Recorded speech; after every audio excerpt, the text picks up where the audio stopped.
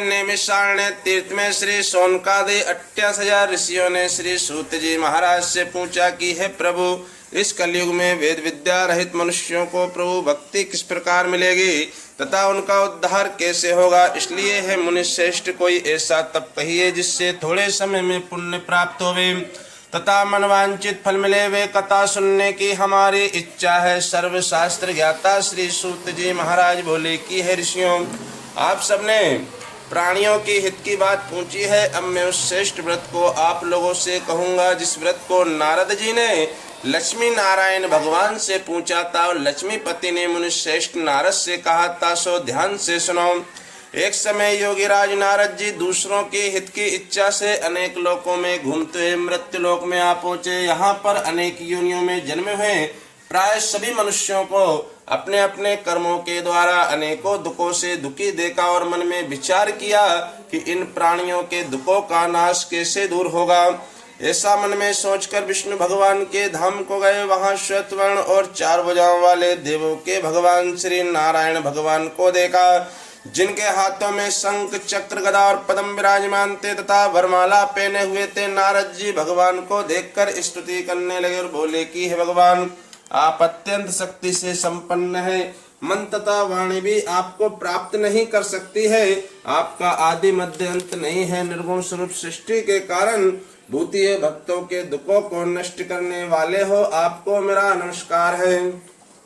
नारद जी से इस प्रकार की स्तुति सुनकर श्री विष्णु भगवान बोले कि हे मुनिश्रेष्ठ नारद, आपके मन में क्या है? आपका यहाँ किस काम के लिए आगमन हुआ है? निसंकोच होकर कहो। तब नारद मुनि बोले कि हे भगवान, मृत्यु लोक में कोई तन से दुखी है, कोई मन से दुखी है, कोई धन से दुखी है। तो नारद जी ने भगवान से ये बात कही तो भगवान बोले कि हे नारद, मनुष्यों की भलाई के लिए तुमने बहुत अच्छी बात पूछी है। जिसे करने से मनुष्य मोह से छूट जाता है वह मैं तुमसे कहता हूँ, ध्यान से सुनो।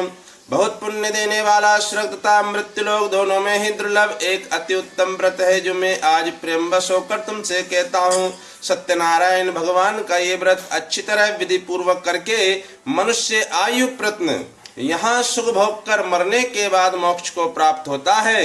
श्री भगवान के वचन सुनकर नारद मुनि बोले कि हे भगवान, उस व्रत का क्या फल है, क्या विधान है, किसने इस व्रत को किया है, किस दिन इस व्रत को करना चाहिए, विस्तार से कहिए। तब श्री भगवान बोले कि हे नारद, दुख शोक आदि को दूर करने वाला, धन धान्य को बढ़ाने वाला, सौभाग्य तथा संतान को देने वाला ये व्रत सभी स्थानों पर विजय प्राप्त करने वाला है। भक्ति और श्रद्धा के साथ किसी भी दिन मनुष्य श्री सत्यनारायण भगवान के श्याम के समय ब्राह्मणों और भाई बंधुओं के साथ धर्म पारायण होकर पूजा करे।